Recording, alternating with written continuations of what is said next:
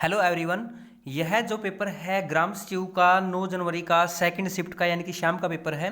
तो इसके अंदर कंप्यूटर के क्वेश्चन हम सोल्व करने वाले हैं। सबसे पहला क्वेश्चन है यहाँ पे क्वेश्चन नंबर 2 है। इसके अंदर बताया गया है इज अ कनेक्शन लेस या अनरिलायबल ट्रांसपोर्ट प्रोटोकॉल, यानी कि एक कनेक्शन रहित और अविश्वस्त परिवहन प्रोटोकॉल है। तो इसका सही आंसर रहेगा option A UDP, user datagram protocol. तो ये आपका क्या होता है, एक अनरिलायबल कनेक्शन लेस आपका प्रोटोकॉल रहता है। ठीक है, उसके बाद हम नेक्स्ट क्वेश्चन की बात करते हैं। नेक्स्ट क्वेश्चन है क्वेश्चन नंबर 13। इसके अंदर कंप्यूटर से पूछा गया है एक बाइट के आधे भाग को क्या कहा जाता है। तो एक बाइट का मतलब होता है 8 बिट।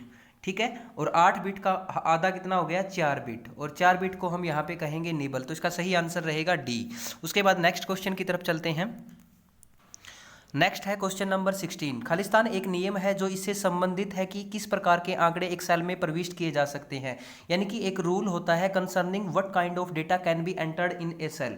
तो इसके यानी कि एक सेल के अंदर हम किस किस तरह का डेटा डाल सकते हैं, तो उसको हम क्या कहेंगे, तो उसको हम बोलते हैं डाटा वैलिडेशन रूल। तो सेल के अंदर हम क्या डाल सकते हैं, न्यूमेरिक वैल्यू भी डाल सकते हैं, आपकी अल्फाबेट भी डाल सकते हैं, सिंबल भी डाल सकते हैं। तो ये इसको इन सभी को हम क्या बोलते हैं, डेटा वैलिडेशन रूल। उसके बाद नेक्स्ट क्वेश्चन की तरफ चलते हैं। क्वेश्चन नंबर 43 है संक्षिप्त रूप बताना है, यानी कि एक्रोनिम है आपका डीओएस। डीओएस का मतलब क्या है, तो डीओएस का मतलब होता है डिस्क ऑपरेटिंग सिस्टम।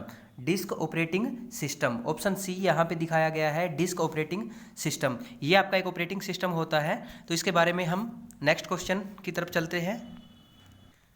तो क्वेश्चन नंबर नेक्स्ट है 47। डिस्क को धारण करने वाले उपकरण को क्या कहा जाता है, या the device that holds a disk is called, यानी कि जिसके अंदर हम डिस्क को डालते हैं वो इसको हम क्या बोलेंगे। तो आपने नाम सुना होगा, बड़े ही बार बार नाम सुना होगा, डिस्क ड्राइव। डिस्क ड्राइव, ठीक है। तो ऑप्शन बी इसका सही आंसर रहेगा, डिस्क ड्राइव। ये आपका मेमोरी से टॉपिक से है आपका ये क्वेश्चन। उसके बाद हम आगे क्वेश्चन की तरफ देख लेते हैं। तो आज की वीडियो का मेरे ख्याल से ये लास्ट क्वेश्चन है कंप्यूटर का। तो इसके अंदर देख लेते हैं। In M S Excel a text function is useful for combining value from different cell into a single cell, यानी कि एम एस एक्सेल के अंदर पूछ रहा है वो कि एक टेक्स्ट फंक्शन होता है जो भिन्न सेल के मानों को एक सेल संयुक्त करने में उपयोगी होता है। तो ये ऐसा कौन सा फंक्शन है, तो ये होता है आपका कॉनकेट नेट।